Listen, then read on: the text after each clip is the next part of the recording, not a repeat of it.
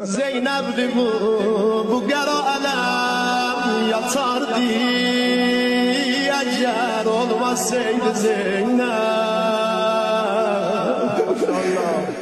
bu kara alem yatardı. Eğer olmasaydı Zeynep, şüheda kanı batardı. Eğer olmasaydı Zeynep, Kufiye var dolanda, o yaralı başı var delendiler Hüseyin'in mukabiline. Zeynep'i bak diyor yaralı başa, ben geçen gece Nacira